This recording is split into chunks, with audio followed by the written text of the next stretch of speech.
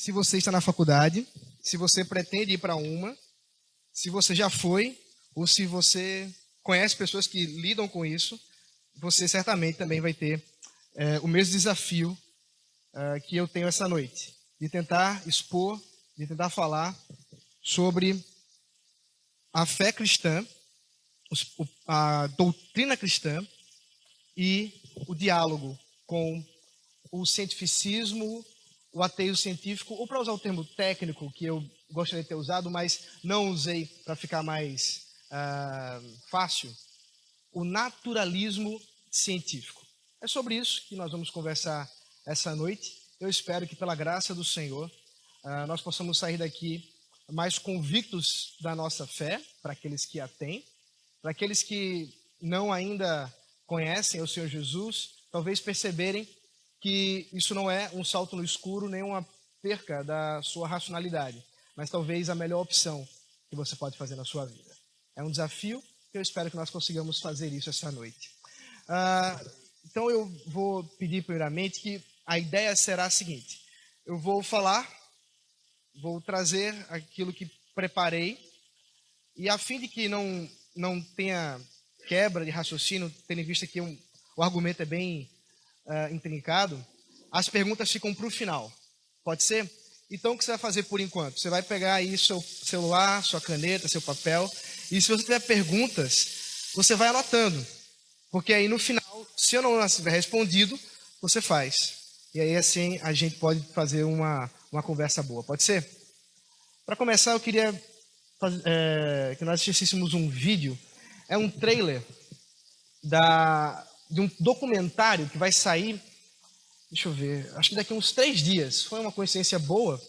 E ele foi produzido pela Associação Brasileira de Cristãos na Ciência. E a associação, ela tem em comum de suas finalidades discutir a relação da nossa fé cristã com a ciência. São cientistas que estão voltados nesse ponto. Eles fizeram um documentário bem interessante e esse é o trailer. Só para vocês sentirem o gostinho, o legal é que trata exatamente desse tema que nós estamos conversando hoje.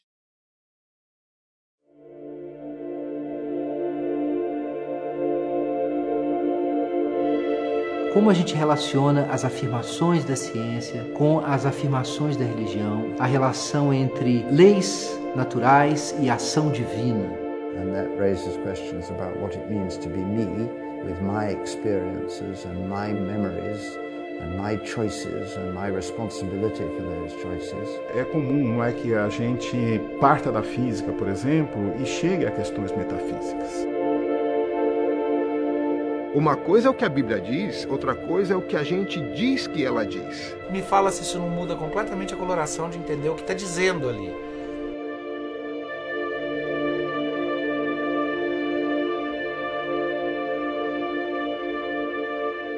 As pessoas acreditam que o cientista não pode ser um cristão ou um cristão não pode ser um cientista. É comum você encontrar cientistas cristãos que trabalham de segunda a sexta-feira como se não existisse fé. Veste os pressupostos da fé dele e vive um sábado e domingo como se não existisse ciência.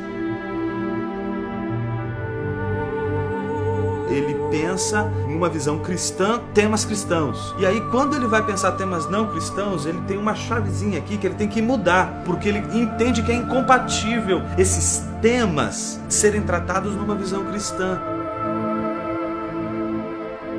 É muito comum essa postura do discurso competente, daquele discurso que faz os outros calarem. E veja, isso certamente não encoraja o diálogo, não é? Dialogar com respeito. Faz falta para nós esse diálogo.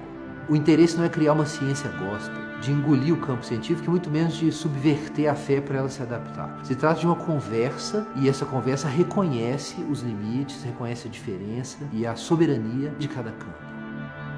Tem o potencial de não só ajudar a igreja, mas de nome da igreja dar uma ajudada a chacoalhar a comunidade científico-acadêmica brasileira.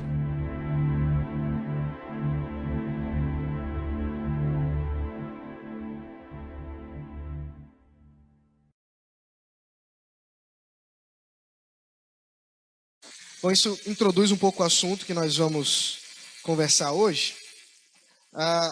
E se você já esteve na universidade, e você professou de alguma maneira ou explicitou de alguma forma a sua fé cristã, que você é um cristão, que você vai à igreja, que você acredita que existem mais coisas do que a matéria, certamente na universidade você foi confrontado com relação a isso.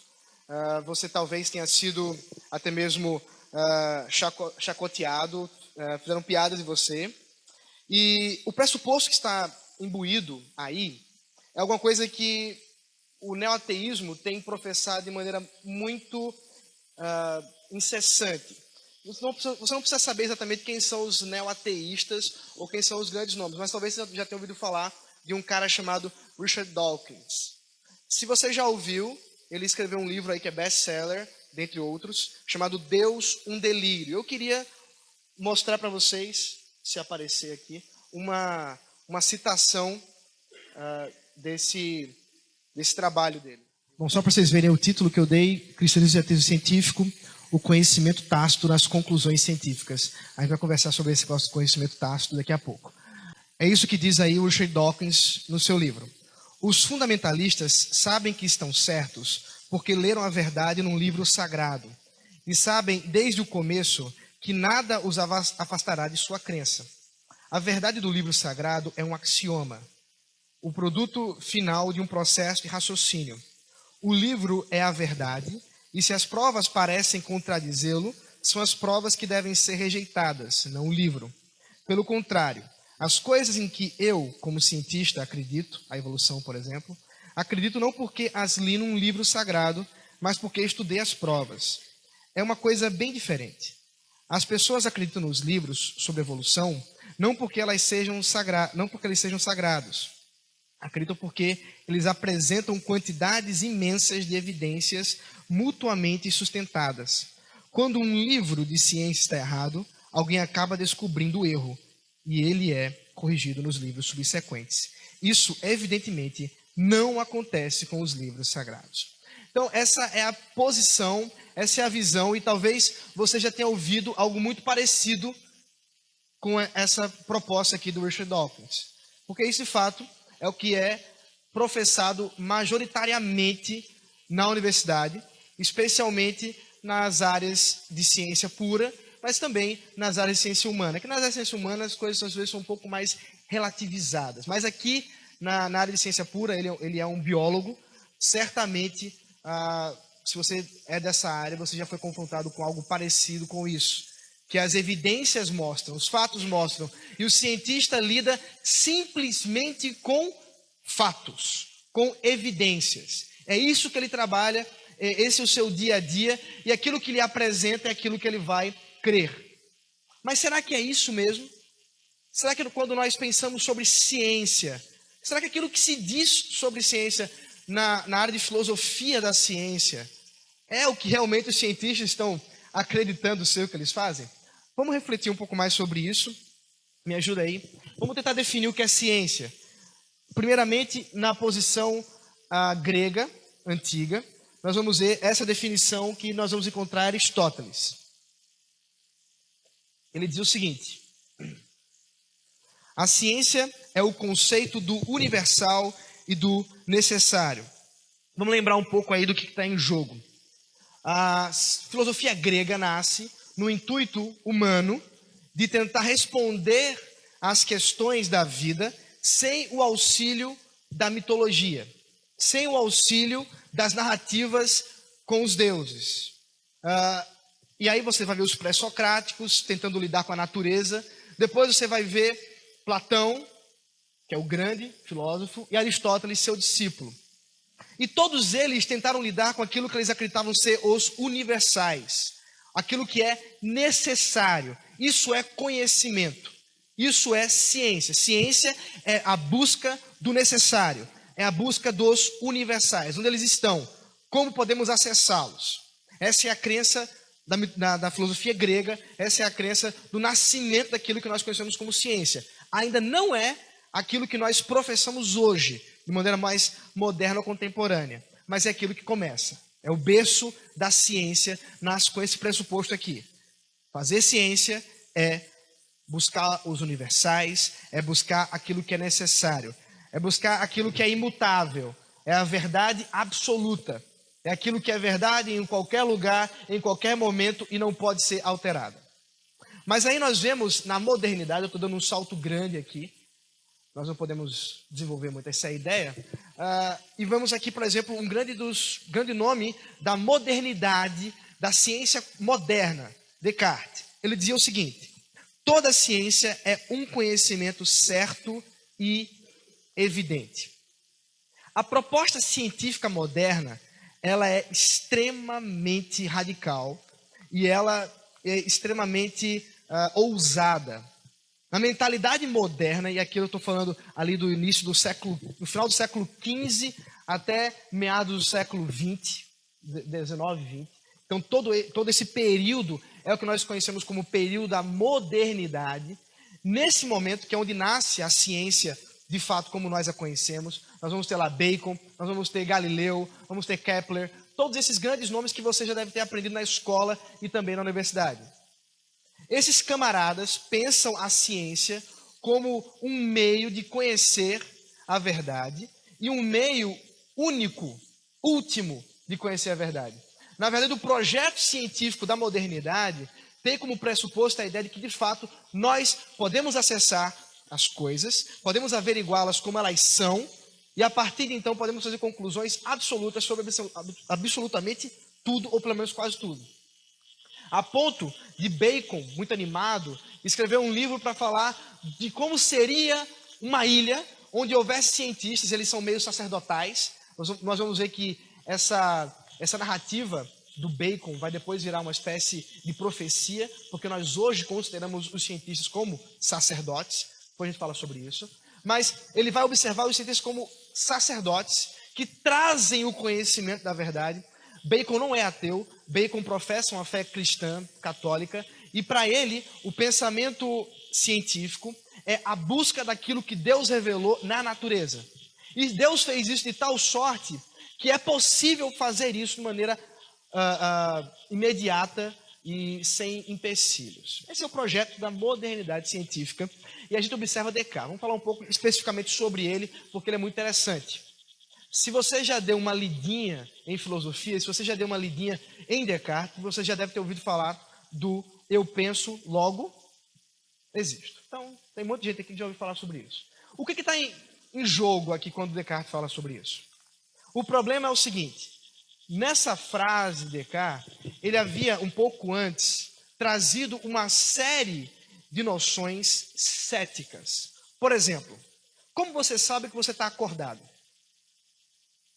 Como você sabe que você não está na sua cama dormindo, na verdade, isso aqui tudo é um sonho?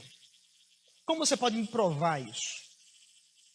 Como você pode me provar, e aí a coisa complica um pouco mais, que o mundo não foi criado por um Deus mau, e ele tem por intuito simplesmente fazer com que todas as suas experiências sejam falsas. E tudo que você vê, tudo que você sente é falso.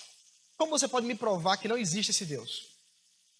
Essas são algumas questões que Descartes coloca nas suas meditações filosóficas. Era inverno, ele estava na sua casa de inverno, acho que não tinha muito o que fazer, e começa então a refletir sobre isso, e começa a tratar desses assuntos céticos. E ele vai tentar responder isso. Alguns dizem que ele não respondeu, a gente não vai discutir esse assunto, mas a proposta é a seguinte: eu posso duvidar que estou acordado, eu posso duvidar que talvez exista, ou posso crer que talvez exista até mesmo um Deus aqui mau, que faz com que minhas experiências sejam falsas, mas eu não posso duvidar que eu penso. Porque ao duvidar que penso, eu penso. E, portanto, está garantido uma base sólida para o pensamento humano, para o processo científico. O pensamento do eu, o eu. Eu penso. E se eu penso, dá para desenvolver alguma coisa nesse sentido. Esse projeto de Descartes, de tentar desenvolver conhecimento a partir do seu próprio pensamento, a partir de si mesmo, é um dos grandes projetos da modernidade. O problema é que, lá pelo século XX, século XIX também, mas especialmente século XX, a ciência começa a entrar um tanto em descrédito. E o motivo é muito simples. É que se esperava que depois de tanto tempo, todos os problemas da humanidade estivessem resolvidos pela ciência. A ciência tivesse resolvido o problema da fome. A ciência tivesse resolvido o problema do crime, da violência. Por que as pessoas fazem o mal? Mas a ciência não resolveu isso. E, na verdade, a Primeira e a Segunda Guerra foram um grande balde de água fria para a ciência.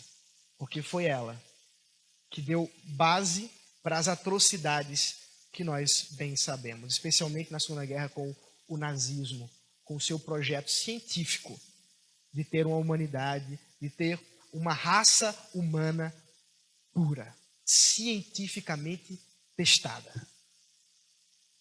Parecia que o projeto da modernidade, pareceu que o projeto da modernidade entrou em declínio, chegou no seu fim.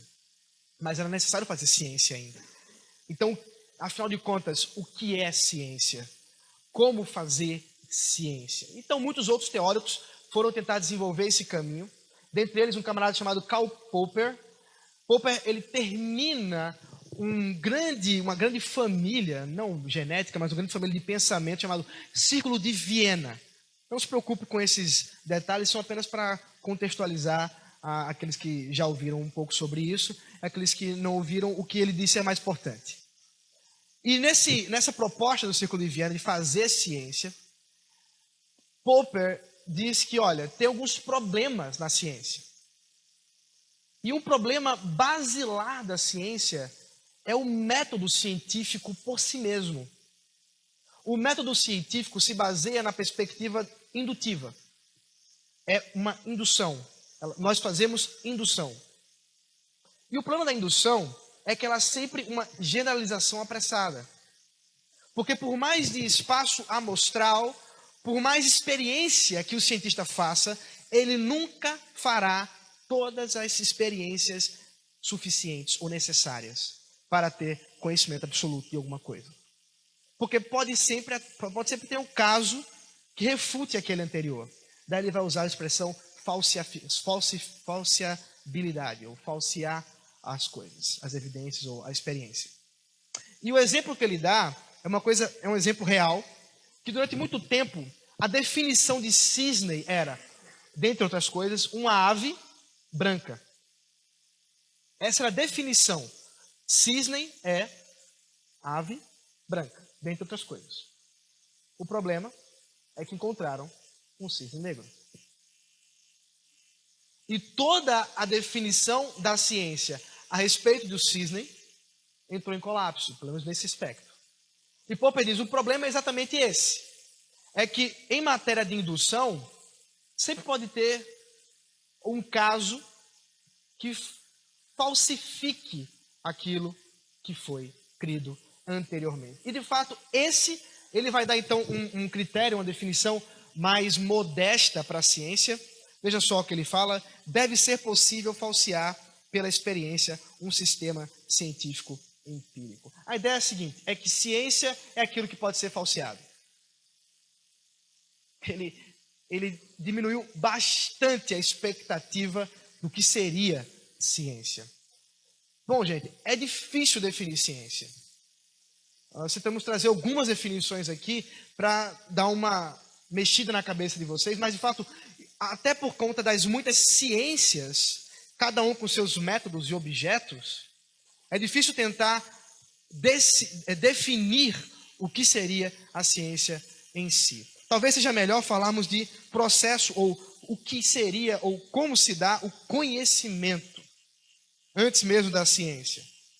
E aí nós vamos voltar mais um pouco atrás. Volta um pouco. Vai, Platão. Vamos começar por Platão. O que é conhecimento? Platão é um dos primeiros a tentar discutir isso de maneira mais sólida. E no seu livro chamado Tieteto, no discurso, lá no diálogo do Tieteto, ele propõe a seguinte definição, pode colocar aí os círculos, que conhecimento é crença verdadeira justificada. Então, para se ter conhecimento, é necessário primeiro que se tenha uma crença. Mas dentre as crenças que você tem, nem todas são verdadeiras. Algumas são, outras não. E dentre as verdadeiras que você tem, é necessário que você as justifique para que de fato você tenha conhecimento sobre alguma coisa. E essa justificação, ou essa justificativa, seria uma tentativa de expressar a maneira ou a forma que você conhece as coisas. O problema dessa definição, e ela foi majoritária até 1963. Só não sei dizer o mês agora exato que saiu o artigo de 3 páginas de Edmund Gettier, mas foi nesse artigo do Edmund Gettier sobre o que é conhecimento que a proposta de Platão foi problematizada, pelo menos, ou talvez refutada. E o problema é o seguinte, é que esse filósofo, Edmund Gettier, propõe a ideia de que há possibilidade de você ter uma crença, de você ter, dela ser verdadeira, e assim mesmo, você ter uma justificativa, uma justificação boa, convincente, e ela ser, e não ser conhecimento. Eu vou dar um dos exemplos que ele dá. Vou mudar os nomes, porque os nomes que ele dá, obviamente, são em inglês. Vamos lá. Digamos que eu estou trabalhando e que chega o meu chefe e diz assim, Ronaldo, hoje alguém será promovido aqui no nosso trabalho. Eu, que sei muito bem que João é que será promovido, penso, João será promovido. Essa é a primeira proposição. A segunda é que eu contei algumas moedas que estavam no bolso de João, e tem 10 moedas. Então, João, que será promovido, tem 10 moedas. Então, eu penso a seguinte proposição, a seguinte crença verdadeira. Aquele que será promovido tem 10 moedas no bolso. O problema é que no final do dia, eu descubro que João não foi promovido, mas eu fui promovido. E sem querer, sem saber, eu tinha 10 moedas no meu bolso. A proposição, aquele que será promovido tem 10 moedas no bolso, continua sendo verdadeira. Eu tenho uma boa justificativa para ela, afinal eu contei as moedas. Problema. Está totalmente errado. Ela é verdadeira, mas foi o acaso que fez com que eu soubesse essa proposição. E ciência e conhecimento não pode ser acaso. E então, com esse problema, eu sei que vocês estão fazendo assim, talvez esteja um pouco difícil pegar o que está em jogo aqui, mas eu vou melhorar para você. O problema é que há muito mais em jogo quando nós falamos de justificativa ou justificação. E daí eu me baseio num filósofo chamado Michael Polanyi, filósofo húngaro, que foi médico, químico também, chegou a disputar prêmio Nobel, cientista que faz ciência mesmo, mas também caminhou para o lado das humanidades, foi professor de sociologia ou de ciências sociais e também de filosofia. Então caminhou bastante por vários ramos da ciência. E no seu livro, vários livros dele, mas especialmente O Conhecimento Tácito, que já é um finalzinho baseado nos discursos dele, uma palestra dele, ele diz a seguinte frase: nós podemos saber mais do que podemos dizer. O problema é que, mesmo no campo científico, por mais objetivista que seja o cientista, por melhor que seja a sua neutralidade, há muitos conhecimentos e muitas crenças que estão na base, que sustentam aquilo que está sendo dito nas conclusões científicas, num artigo científico. Há muito mais envolvido do que um cientista é capaz de dizer. O problema é que nem tudo que nós sabemos, nós conseguimos dizer ou expressar. E eu vou dar um exemplo para você, que é o exemplo que ele usa. Você sai por aqui hoje, está indo para casa, e passa alguém conhecido, lá vai fulano. Mas durante o dia, centenas de pessoas passaram por você desconhecidas. Como você conseguiu reconhecer aquele rosto familiar? Se eu perguntasse para você, talvez você tentasse elaborar alguma justificativa para isso. Talvez você dissesse assim, não, é porque o meu amigo tem cabelo loiro, olhos azuis. Mas quantas pessoas no mundo têm cabelo loiro e olhos azuis? E que passaram por você? O problema é que há muito mais conhecimento em nós do que nós temos condições de expressar.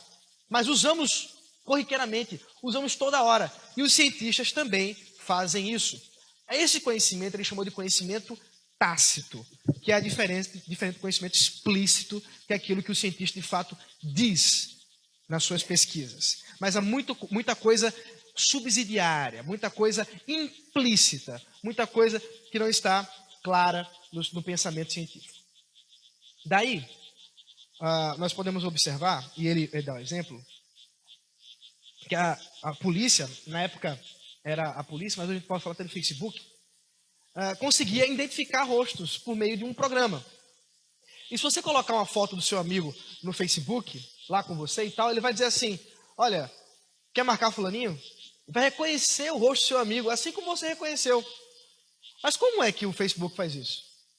Porque tem um algoritmo, tem uma série de especificações lá de programação que permitem ele fazer isso.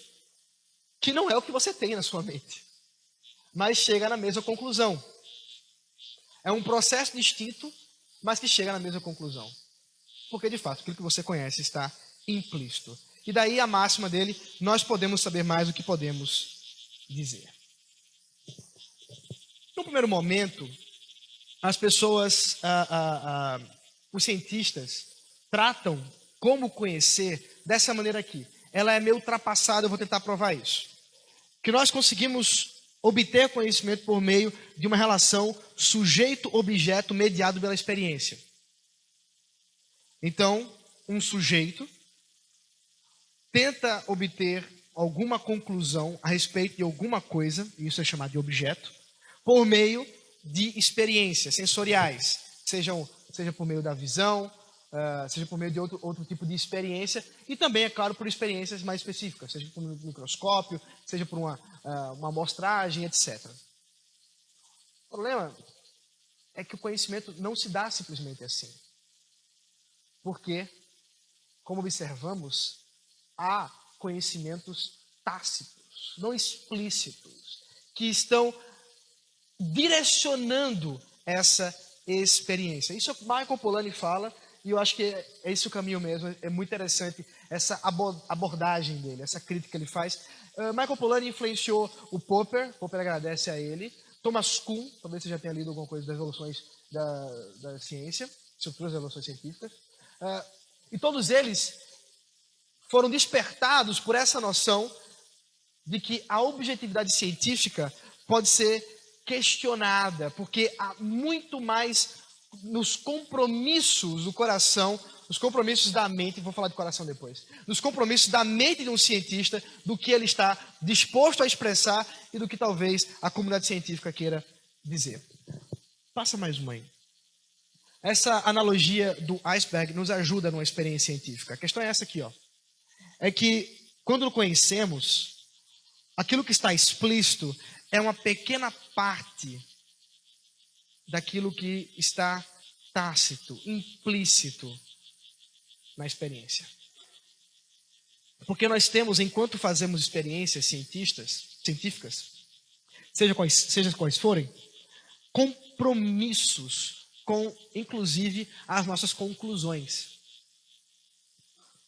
Nós já estamos, de certa forma, compromissados. E é por isso que toda pesquisa científica, ou boa parte dela, tem uma hipótese para ser provada. Eu tenho uma hipótese, uma determinada proposição que ainda não está provada, e eu vou tentar prová-la a partir das experiências que eu falo. Talvez ela seja refutada. O problema é, de onde veio essa hipótese? O que me levou a alcançar essa ideia, essa proposição? Compromissos, crenças, memórias, experiências, valores. Há valores aqui direcionadores da experiência. Basta observar os valores, por exemplo, implícitos, talvez até explícitos, da experiência nazista. E como é que eles direcionaram o instrumento científico, a metodologia científica, para encontrar fundamentação para a ideia de que, de fato, o homem caucasiano, europeu, é superior a qualquer outra raça e etc. A ciência foi usada para isso. E dentre as coisas, você pode depois pesquisar sobre isso, tem um livro interessante do Stephen Jay Gould, que é um evolucionista, mas que é bem crítico também ao evolucionismo, e ele fala da medição dos crânios, algo que foi muito utilizado para medir inteligência e capacidade. E isso relacionado, inclusive, com os seres humanos. Essa ideia era científica até pouco tempo. Hoje ela está em desuso, está em descrédito. Mas deve ter alguém que acredite. Sempre tem alguém que acredita nessas coisas, né? Porque os valores estão imbuídos nisso. Porque, de fato, Michael Polanyi diz, isso deve estar em jogo aqui nessa noite. A neutralidade científica é um mito. Os cientistas não são neutros. Calma, não vá dizer isso em sala de aula. Talvez seja apedrejado. Mas saiba disso. Por mais que eles tentem, eles não serão. Michael Polanyi dá um exemplo interessante sobre isso. O mito da neutralidade científica pode ser pensado, por exemplo, quando na Revolução Russa, quando o comunismo já estava bem andado, em 1935, Polanyi foi para a Rússia e conversou com um dos grandes políticos da época, depois de ser inclusive morto pelo próprio Estado comunista, por tentar matar aquele que está do lado dele aí, Joseph Stalin, o Nikolai Bukharin. E conversando com Bukharin, falando sobre ciência pura, Bukharin diz o seguinte a respeito da ciência pura numa visão comunista. A ciência pura era um sintoma mórbido de uma sociedade de classes. Sob o socialismo, desapareceria a concepção de busca da ciência por si mesma, pois os interesses dos cientistas se voltariam espontaneamente para os problemas do plano quinquenal vigente. Aquilo que está proposto pelo Estado durante os próximos 5 anos é aquilo que espontaneamente vai ser levado a cabo pela ciência. Quando Polanyi ouve isso, esse relato eu tirei do próprio livro dele, ele ouviu da boca do Bukharin, ele diz, ok, então peraí, tem uma coisa errada com a ciência. Porque um dos grandes movimentos cientificistas é exatamente o marxismo. Eu não vou entrar nos detalhes marxistas, mas nos seus pressupostos está a ideia de que a ciência leva às conclusões de maneira natural e material. Como agora ele está dizendo que há um direcionamento? Como agora ele está dizendo que os cientistas não são tão livres assim para pensar o que eles querem, mas existe uma proposta da sociedade. Essa vai ser o ponto do Polanyi. É que a sociedade, os conceitos da sociedade carregam a mentalidade da ciência, carregam os experimentos e permitem ou impedem o desenvolvimento da ciência naquele âmbito. Vamos pensar um pouco mais sobre neutralidade científica. Agora, alguns exemplos mais contemporâneos. Talvez não dê para ler. Isso aqui aconteceu em 2015, 2 anos atrás. Eu não sei quantos acompanharam uma hashtag do Twitter que dizia o seguinte: métodos extremamente honestos. E vários cientistas começaram a expressar ideias que aconteceram, ou contar histórias que aconteceram de fato nos seus laboratórios. Veja algumas. O Dr. Leith, aí que eu não sei o nome dele, mas esse aí é o nome dele no Twitter, A incubação durou 3 dias, porque esse foi o tempo em que a experiência ficou esquecida no frigorífico pelo estudante. Olha o método científico aí em ação. Outra pessoa aqui, o John Barry. Nós não entendemos a física por detrás disto, então afirmamos que estava além do escopo deste relatório. Outro, aqui é a Anne. Nós não sabemos como esse método foi usado, porque o livro de laboratório do estudante estava escrito numa língua estrangeira. Por fim, esse Devil Leslie Van, sei lá. Nós não lemos metade dos artigos que citamos porque eles são pagos. Essa é boa. Se você já tentou ler todos os artigos que você precisa ler, que seu orientador passa, você já deve ter sofrido por conta disso também, tendo que gastar um dinheiro, se, é claro, a universidade não lhe dá já a senha para isso. Gente, o problema é aí. É que falar de ciência e neutralidade não dá. Nunca deu. Mas hoje, mesmo a filosofia... vamos lembrar, o Polanyi não é cristão, tá, gente? Estou citando ele aqui, mas ele é um pastor, não. Pastor Polanyi, não. Como eu falei, ele é o químico, filósofo da ciência, é alguém comprometido, e que se você fizer uma pesquisa, você vai notar que ele tem um grande... inclusive... Vale falar um pouco de fofoca aqui. Ele perdeu o prêmio Nobel para o Einstein. Depois, a teoria do Einstein foi refutada e a dele, que ele perdeu, foi comprovada sobre a absorção de gases. Era químico físico lá. Depois você pesquisa sobre isso, não é minha área, só estou citando o que eu sei da história dele. Falar de ciência não significa falar de objetividade e neutralidade. É falar de homens e mulheres fazendo ciência. E quando fazem ciência, fazem habitando em seus pressupostos. Se você esteve comigo no ano passado, eu acho que não, poucas pessoas estiveram daqui. Quem esteve ano passado aqui? Foi o que eu imaginei. Poucas pessoas estiveram. Nós vimos que pressupostos, dentre outras coisas, significa os pensamentos nos quais nós habitamos para viver. São as nossas lentes para interpretar o mundo. E ninguém anda sem lente. Todos nós usamos óculos. Óculos mentais, que nos permitem enxergar o mundo e interpretá-los de acordo com os nossos pressupostos.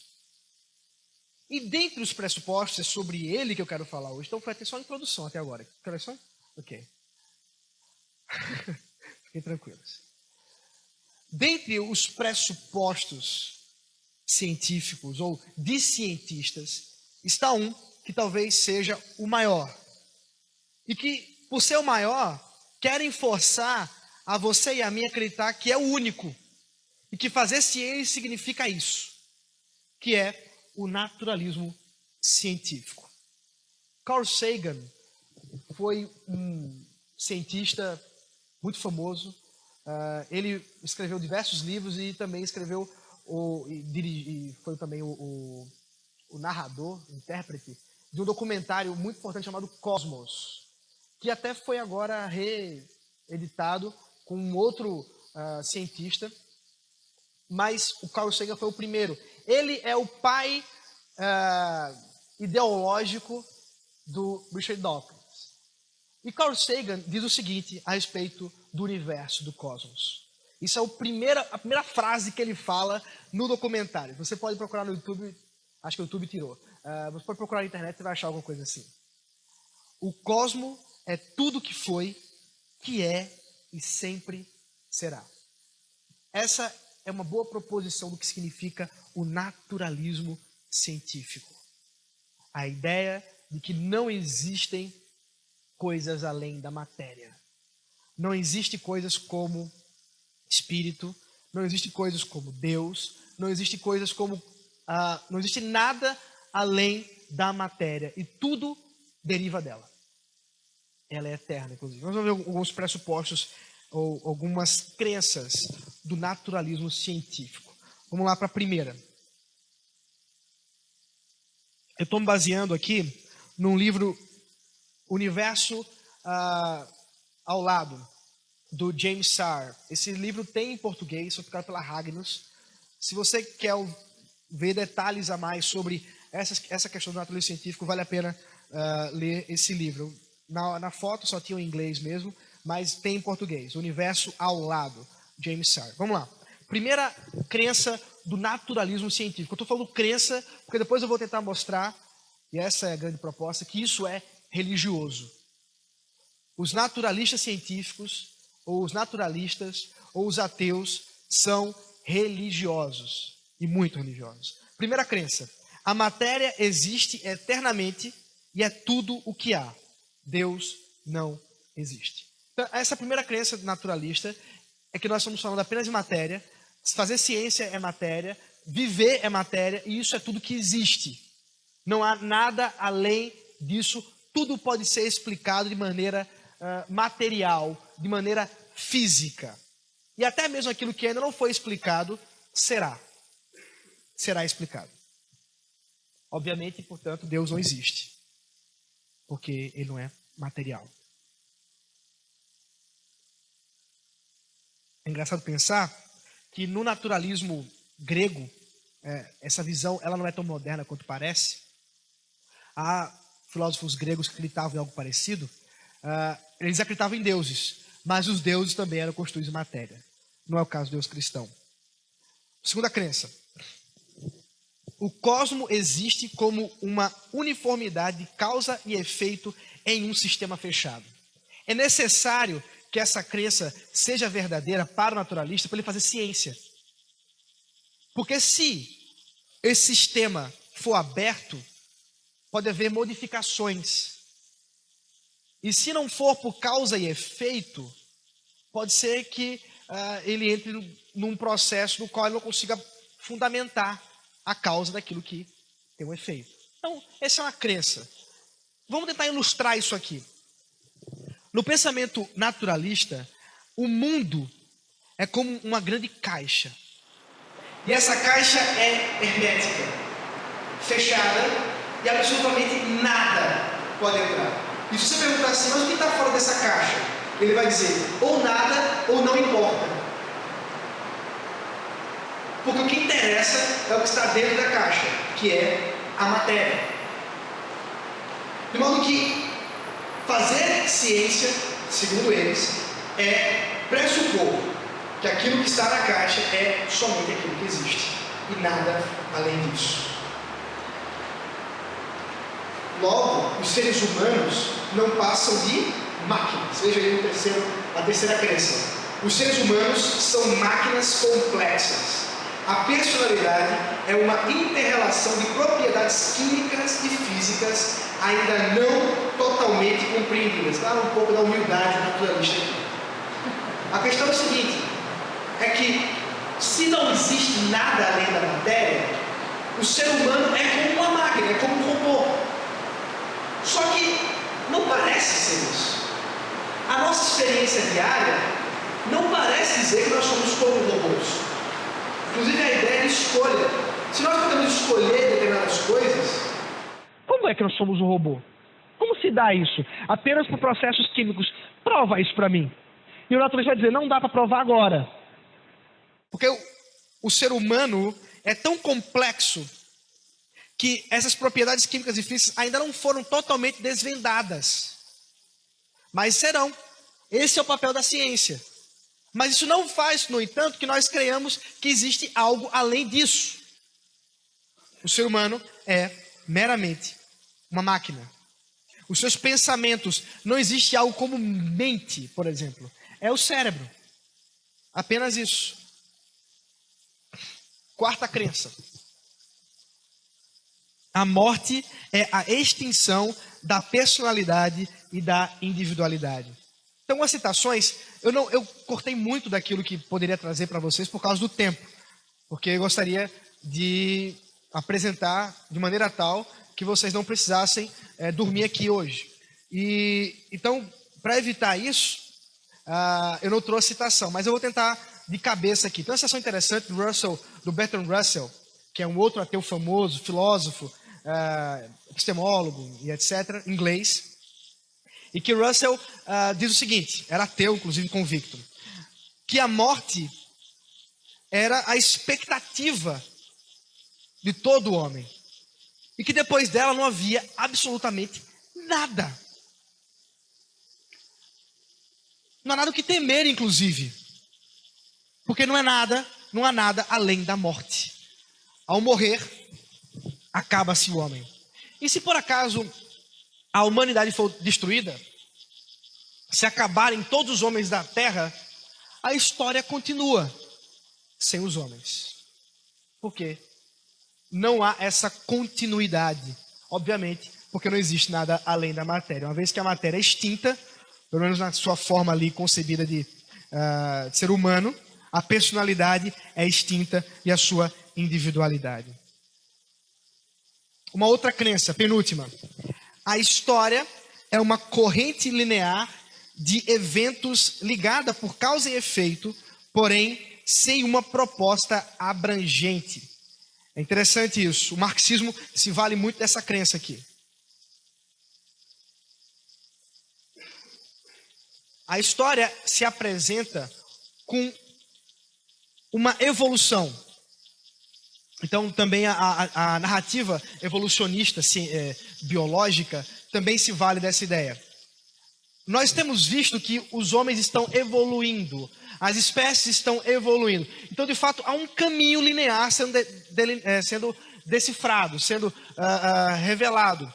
O problema é que não há nenhuma mente que esteja encaminhando esse projeto, que esteja guiando essa história. De modo que, apesar de haver um andamento, uma evolução, ela é despropositada, caótica, ela é causuística. Não há sentido para a vida.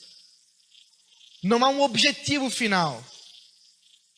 Ainda que, por exemplo, na visão marxista, eles esperam um objetivo final, esse objetivo se dá por vias históricas, naturais, sem que houvesse uma interferência externa, que seria o caso de Hegel para Deus, mas esquece isso.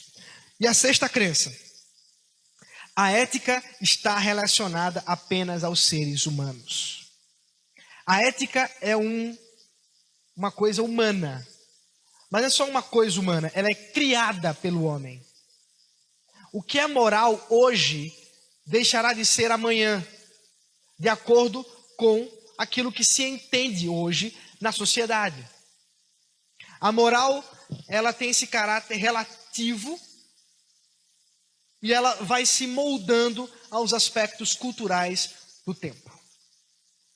Essas 6 crenças fundamentam o naturalismo científico. E certamente você vai encontrar pessoas que creem nisso na universidade de maneira ferrenha.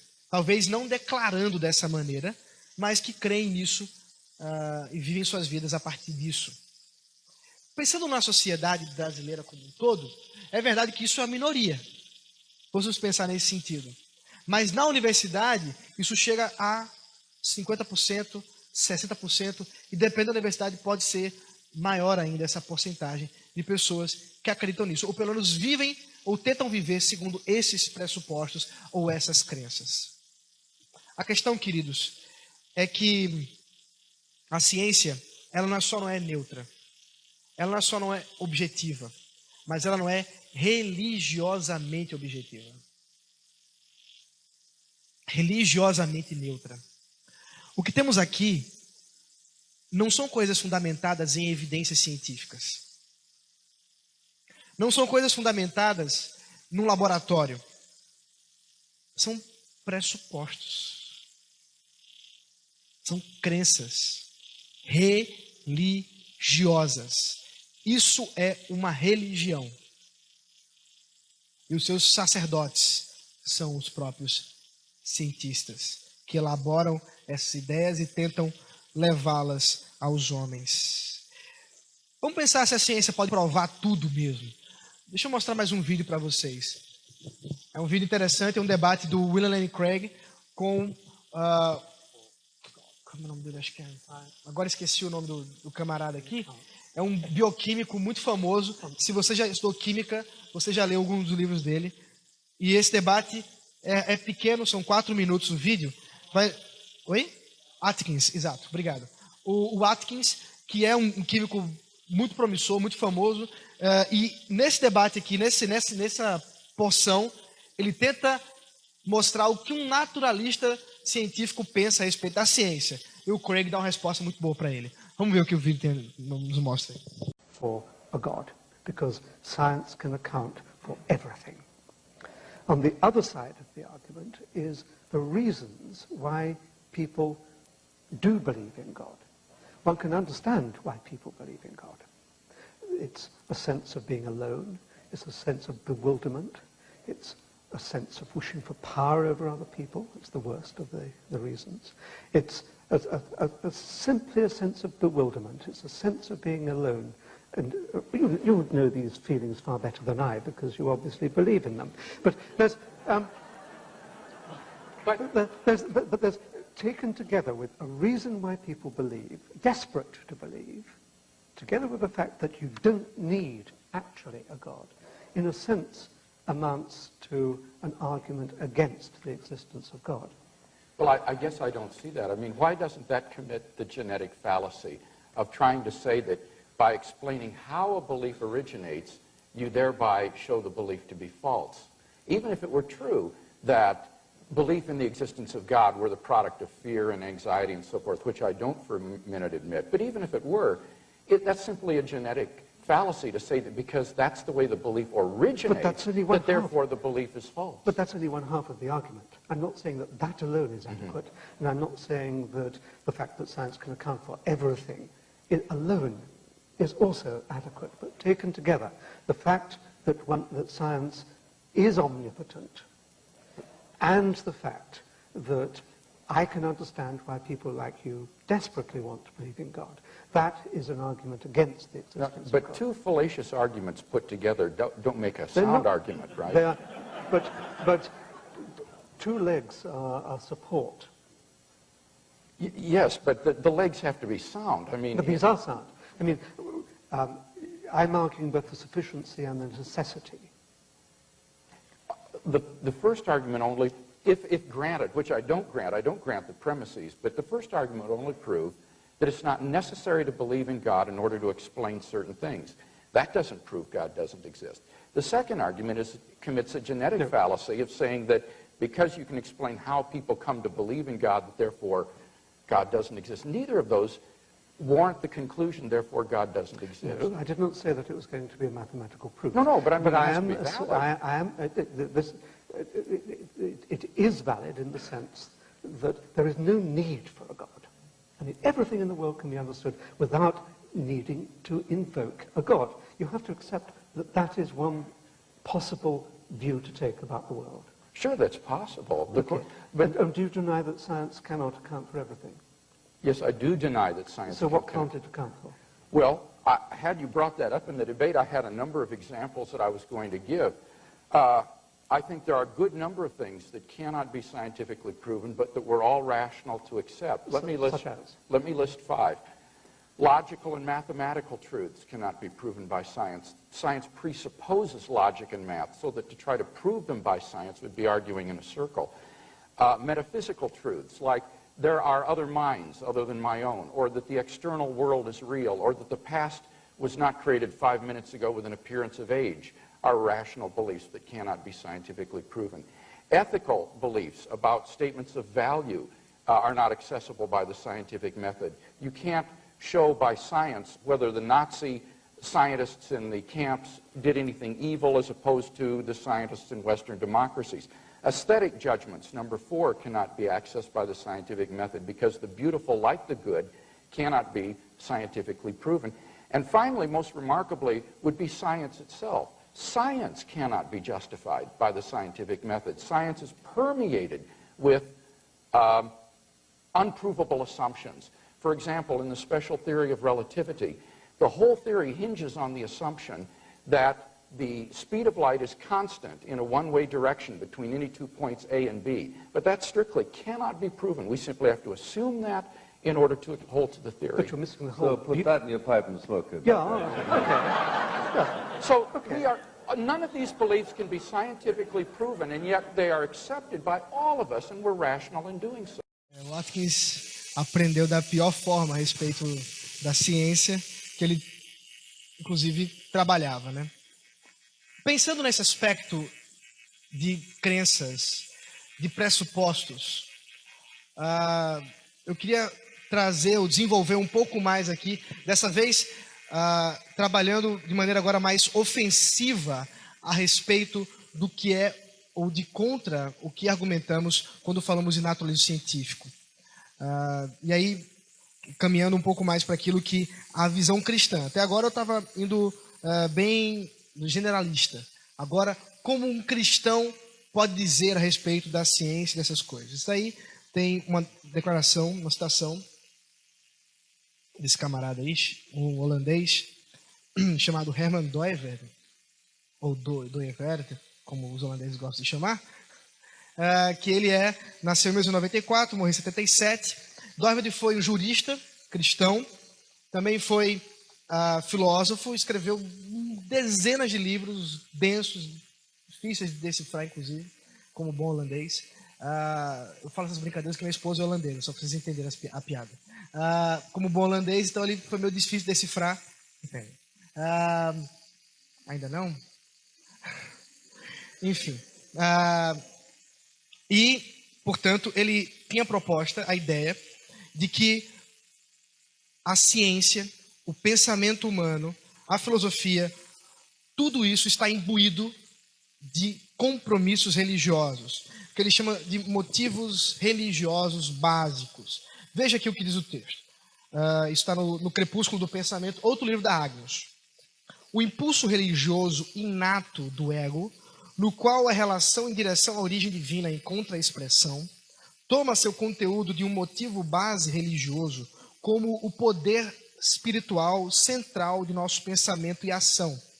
Se esse motivo é de caráter apóstata, ele distanciará o ego de sua origem verdadeira e direcionará seu impulso religioso para o nosso horizonte temporal de experiência, buscando nesse tanto a si mesmo quanto a sua origem. Isso fará com que surjam ídolos originados da absolutização daquilo que tem um significado relativo. Eu sei, é tenso, mas eu vou explicar, ou tentar. Não dá para caminhar muito para aquilo que ele está dizendo aqui, mas basicamente ele está dizendo que, em primeiro lugar, há um impulso inato do eu religioso. Em outras palavras, o centro do homem, segundo a Escritura, é o eu. É o que ela chama de coração. E nesse coração, o centro dele é a sua relação com Deus. É o seu aspecto religioso. E nessa relação religiosa, sendo a central, todos os outros aspectos, todas as outras atividades, todas as outras crenças, todas as outras propostas do homem se baseiam nessa sua relação com Deus. E uma vez que ele abandona a sua relação com o Deus real, o Deus da Bíblia, ele busca um outro ponto de absolutização, um outro ponto de transcendência para viver, um ídolo. Nós não temos como viver sem ídolos.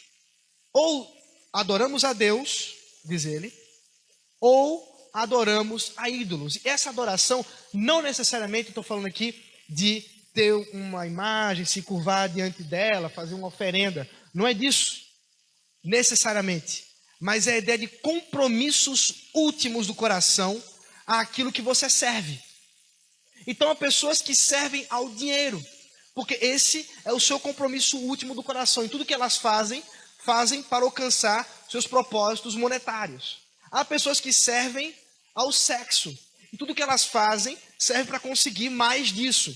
Há pessoas que servem às drogas. Nós chamamos isso de vício. Mas isso, biblicamente falando, é idolatria. O que Doiverd está propondo é que o sentido religioso é muito mais amplo do que nós normalmente pensamos. E quando um cientista faz ciência, ele faz ciência a partir dos seus pressupostos apóstatas ou pressupostos de adoração a Deus. Quando ele faz de maneira apóstata, ele se vale de pressupostos, ele vai chamar de motivos base religiosos. E esses motivos bases são os ídolos de nossa época. Eu não vou entrar nos detalhes dele agora, porque isso seria outra palestra, que foi inclusive do ano passado. Mas você pode, aqui em cima... Não é isso não. Você pode depois aqui em cima, acho que tem 3 livros do Doiverd sobre isso. Raízes da cultura ocidental, eu acho que é esse o nome. Ele trata exatamente sobre esse aspecto e outras coisas mais. Mas o ponto é que o nosso coração se direciona para esse tipo de atividade. De todos, indistintamente. De modo que nós temos compromissos religiosos não explicitados. Inclusive o naturalismo, portanto, científico, ele é um compromisso religioso. Ele não tem como base a ciência por si mesma. Porque, de fato, a ciência por si mesma não pressupõe isso. Porque se você é cristão e já fez ciência, você é prova concreta de que não é necessário ser naturalista científico ou naturalista religioso para fazer ciência. De modo que esses compromissos são compromissos religiosos. E se estivéssemos falando aqui, eu poderia inclusive, vamos dizer assim, terminar a nossa palestra aqui, dizendo assim: jovem, na universidade vão dizer para você que você precisa abandonar seus pressupostos religiosos para fazer ciência. Isso é balela, é falso. Você não precisa. Porque assim como os seus pressupostos são religiosos, os deles também são. Estão todos no mesmo patamar, na sua mesma justificativa científica, religiosa. Mas eu gostaria de dar um passo a mais e tentar mostrar primeiramente que o naturalismo científico é autorrefutável. Ele não se mantém nas suas próprias ideias, nas suas próprias crenças e pressupostos. E depois tentar provar, ou tentar mostrar, encorajar, que você é chamado a fazer ciência para a glória de Deus. Vamos andar mais um pouco, então. O argumento que eu trago sobre ou contra o naturalismo científico, ele foi primeiramente publicitado, assim, foi tornado famoso pelo C.S. Lewis no livro Milagres. Depois ele foi desenvolvido por vários outros filósofos, dentre eles esse camarada aí, o Alvin Plantinga. O Ron Nash resume a ideia da seguinte maneira: um dos grandes problemas do naturalismo é explicar como forças cegas dão origem a mentes, conhecimento, raciocínio sólido e princípios morais que realmente informam como os seres humanos devem se comportar. Lewis escreve o seu livro Milagres. A primeira edição ela foi refutada por uma filósofa, ele dá uma melhorada. Eu vou dar o primeiro argumento, que é do Lewis, depois eu desenvolvo o argumento do Plantinga. O Lewis diz mais ou menos o seguinte a respeito do naturalismo: que o naturalista, ao afirmar que o naturalismo é verdadeiro, ele entra num problema grave a respeito dos seus próprios processos mentais. Por quê?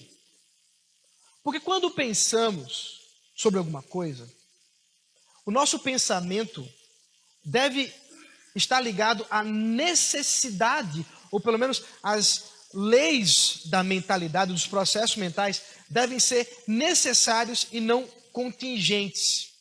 Calma que eu vou explicar. Num processo evolucionário, ou processo natural, para que se obtenha o aparato cognitivo como pensamos, nós teríamos o caso de que pode ser que uma determinada espécie, ou melhor, pode ser que homens pensem diferente de você. Porque se o processo não foi guiado, se o processo foi caótico, causuístico, segue-se que não há evidência alguma para pensar que todos nós pensamos de maneira igual, com as mesmas regras de inferência. O problema é que quando eu falo isso, ao dizer nós não pensamos segundo as mesmas regras, exige-se que essa minha frase tenha um caráter absoluto. Porque se ela também for contingente, ela não for, se ela for relativa, refuta-se todo o prédio da ideia de uma evolução para obter um aparato cognitivo. Eu sei que está confuso, o plano que vai melhorar, calma. Eu fiquei ontem até 5 da manhã pensando sobre isso. Então você tem tempo. Vamos ver que horas são. São 9h30, né? Então mais umas horas. Né? Quase 9h30, né? 9, enfim. Não olhe para o relógio agora. O problema, então, é que aquilo que fundamentaria o próprio pensamento naturalista, que é o processo mental, os processos mentais, a lógica, não poderia estar fundamentado no naturalismo. Porque seria incoerente, seria não confiável. Não há como confiar numa mente que não tem pensamentos confiáveis, ou melhor, que não pensa com raciocínios absolutos. Deixa eu melhorar isso aí com o Plantinga. O Plantinga vai desenvolver essa ideia no argumento dele chamado o argumento evolucionista, evolucionário, contra o naturalismo. Ele vai dizer o seguinte, que naturalismo metafísico ou científico e evolucionismo são excludentes. Não tem como, para ele, você ser um evolucionista e um naturalista. O problema é óbvio, é que a grande maioria dos naturalistas são evolucionistas e a grande maioria dos evolucionistas são naturalistas. E o que está em jogo aqui?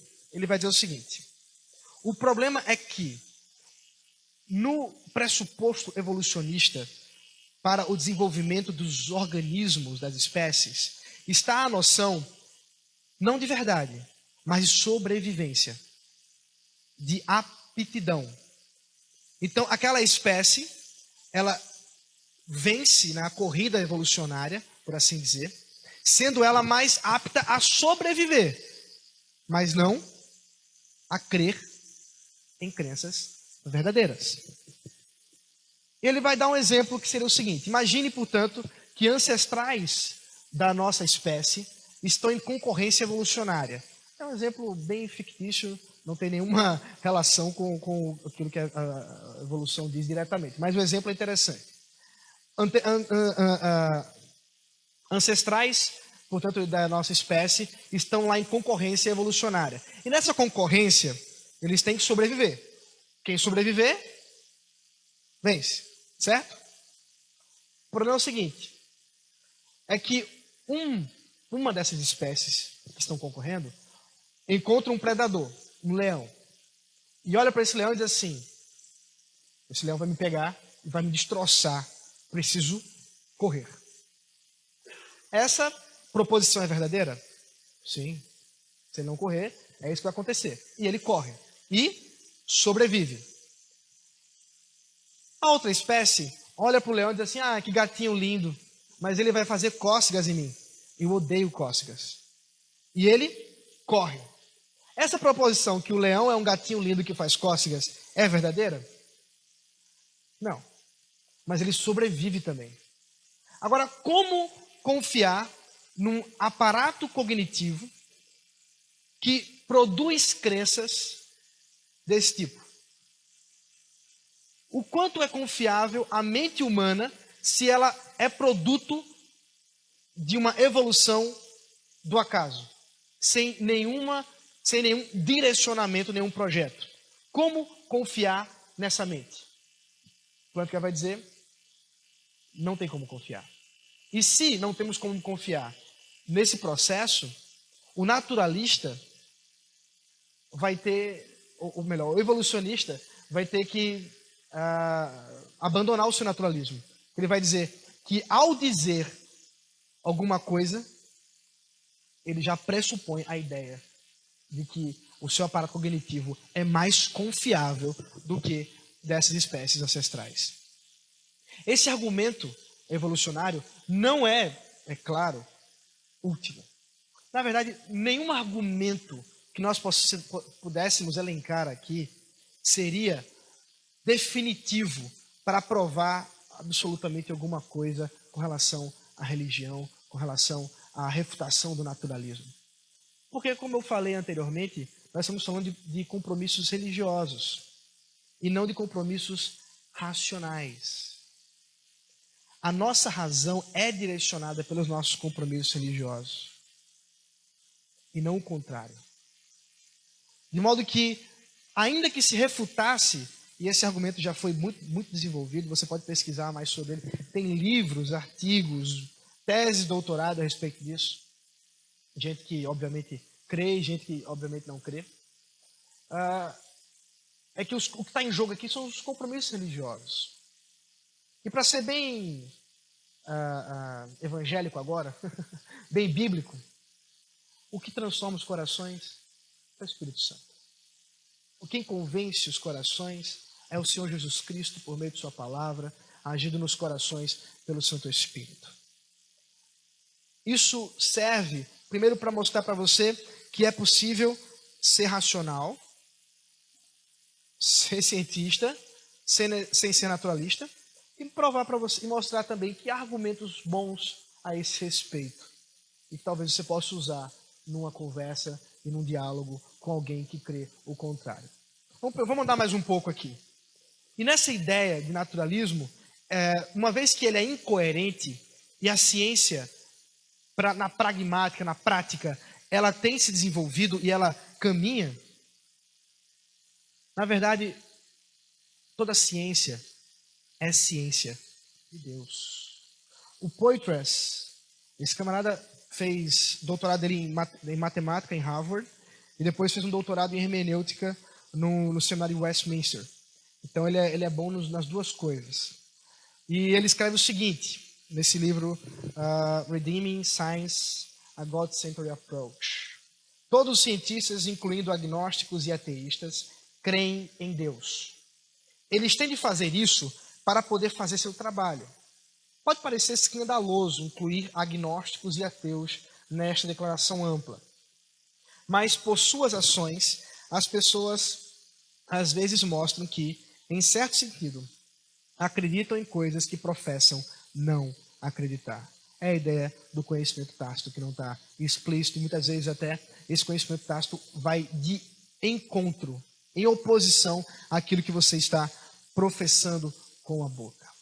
O que Poitras está dizendo é o seguinte, é que não tem como fazer ciência sem acreditar, em última análise, por exemplo, na realidade das coisas, sem confiar que as coisas não estão te enganando, sem acreditar que há uma regularidade nessas coisas e acreditar que isso, de fato, é absoluto. E não tem como provar isso de maneira naturalista, senão dizendo que há, sim, um Deus. Há, sim, alguém que permite que essas coisas aconteçam. De modo que quando o cientista faz seu trabalho, ele faz isso esperando da natureza que lhe dê conhecimento. Esperando da experiência que lhe traga verdade. Esperando dos seus processos mentais que sejam confiáveis o suficiente para ele poder fazer ciência, para ele poder fazer um avião e esse avião não cair. Porque senão ele cai junto. Ele precisa confiar muito nesse processo. E essa confiança está imbuída de uma crença em Deus. Não é, claro, no Deus da Bíblia, mas no Deus verdadeiro, revelado na natureza, mas é claro, não articulado, não revelado nas Escrituras. É uma crença bem embrionária, muito pequena, mas que é suficiente para ele acreditar em tudo isso. Ainda que não professe, ainda que não acredite nisso, ainda que diga que as coisas não são assim, como ele está dizendo. Porque esse processo religioso do seu coração, naturalista, não é suficiente, não dá conta da realidade. Somente uma crença sobrenatural, somente, pode passar, o sobrenaturalismo científico dá as devidas bases para uma ciência. E é isso que eu quero que você saia essa noite convicto. Que não só não é necessário ser naturalista, ser ateu, não é necessário desacreditar das suas crenças religiosas e cristãs, como crer nelas te faz ter uma visão mais abrangente da realidade do que não crer nelas. Dr. Davi Charles Gomes, no seu artigo Fides et Scientia, indo além da discussão de fatos, diz o seguinte: dentro da epistemologia cristã, a realidade divide-se entre o Deus infinito e independente e o universo criado e finito, metafisicamente distinto e ao mesmo tempo metafísica e epistemologicamente dependente de Deus, assim como eticamente responsável para com ele. Se os fatos do universo são reais, é porque Deus os fez. E se são racionais, é porque ele os pré-interpretou. Assim, portanto, a fonte final de conhecimento é a revelação, seja esta revelação geral através da natureza e do próprio homem, ou revelação especial. O ambiente do conhecimento é o relacionamento entre o Criador e a criatura, caracterizado pela fidelidade do Deus da aliança, e do lado da criatura, marcado pela gratidão e pelo reconhecimento do Criador. O método do conhecimento consiste, então, em pensar os pensamentos segundo Deus. A proposta, a ideia, não é simplesmente, como a gente viu no vídeo no começo, ciência gospel,